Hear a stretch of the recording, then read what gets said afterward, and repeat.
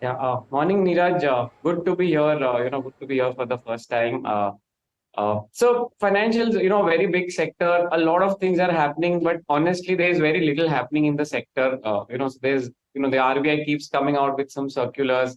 There's deposit tightness. There's margin compression across the board. So a lot of things happening, but honestly, there is very little action in the the private lenders. If I have to say that, there's some action in PSU which you will see in the coming weeks as the result come out. Then you had these small finance banks which have got, RBI has said that they can now convert into a universal banking license. So today there will be some excitement, but see, Neeraj, we all know how difficult was it for these guys to transition from MFI to a small finance bank. I think the journey from small finance bank to a universal bank will also be challenging. It would involve more investment, more OPEX, and things like that. So it's not something where you just go out and celebrate today. I think it's still a long journey for these guys, unfortunately. Digant, there is this whole case or question marks around what is happening with some of the lenders and how they are not necessarily capex proxies, if you will, because corporates are no longer going only to banks for the funding. Now, my question is, because you've looked at multiple these cycles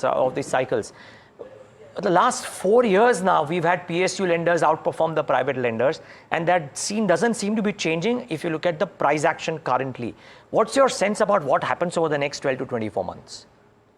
So I think, Neeraj, the simple one-line answer is we'll see the same movie that we saw for the last 2 or 3 years, that PSU banks will continue to outperform the private banks. The reasons are threefold. First is, if we look at the valuations, okay, the top four PSU banks trade at an average valuation of 1.5 times price to book. And now they are doing 16% ROEs. Okay, they are not the pre-COVID banks where 8-10% ROEs was was what they would report. Now they are doing 16% ROEs.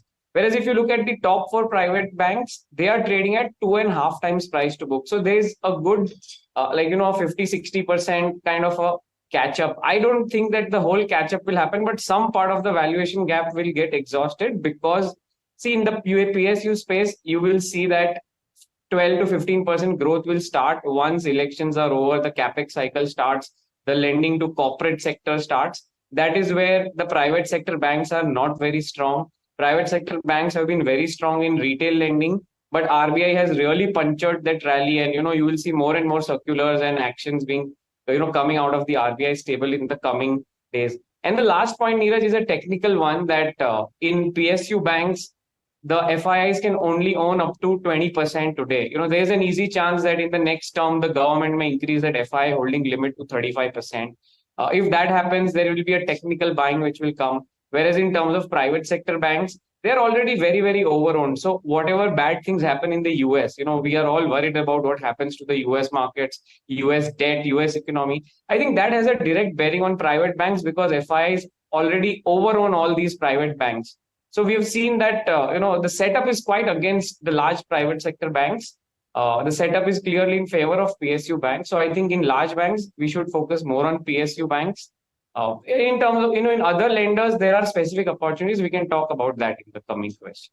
Digant, hi, good morning. Tamanna here, and I really like that line. We've seen this movie before. Let me ask you about a possible sequel where you have a mashup or a matchup between ICICI Bank and HDFC Bank. Both the numbers are out. ICICI Bank over this weekend, on the face of it, seems to do better than HDFC Bank in some parameters. Perhaps the low provisioning helped. How would you compare the two? Hi, Tamanna. Morning. See, HDFC is at 2.5 times price to book on March 24. ICICI is at 3 times. ICICI is at a good 20% premium to HDFC Bank, and deservingly so, because it has been able to buck this whole last 12 months of some bit of slowdown quite well. HDFC Bank, they had a very big merger to digest. The HDFC Limited merger was never going to be an easy one. I think 4 quarters of pain we've already seen in HDFC Bank. I don't think it is, a bank of this size can easily turn around in the next 2 quarters. Maybe worst is over for HDFC Bank, but it's not like, the best is coming tomorrow itself. The numbers will only start improving slowly and steadily. So I think from an investing point of view, ICICI will continue to do better than HDFC Bank. And from a stock point of view, maybe both will, probably give 10, 12, 13% CAGR if somebody has a slightly longer horizon. The next 6 months, I'm not even sure of that 10, 15, 20% kind of gains in these stocks. Just one last bit, and I'm going to come back to the small finance bank question. And you answered that saying that, everyone's excited today because the news has come, but who really makes the cut remains to be seen. On a relative basis, from the guidelines that the RBI has put out right now, who seems closest or best placed to really transition to a universal bank? Would you say it's an AU Small Finance Bank, Ujjivan, Equitas, any of these that you like? See, I think in my view, Equitas, the design of the bank and the thinking which is there inside the bank, the management's way of approaching, that's closest to what a universal bank can be. So I think Equitas is the one who, if they decide to apply for it and if they get it, they might have the smoothest transition. See, Ujjivan and AU Bank, they're still very, very dependent on their old the old strength or old forts, we can call them. Like AU is still very dependent on vehicle finance. Ujjivan is dependent on microfinance. They're not really diversified away as much.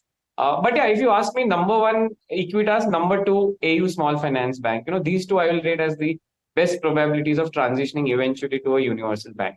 All right, so that's pretty clear. Equitas number one, AU Small Finance Bank number two, in terms of who is better placed or which bank is better placed to transition to a universal bank. Digant, great to have you on the show, and hope to see you soon again on NDTV Profit. We always love chatting with you.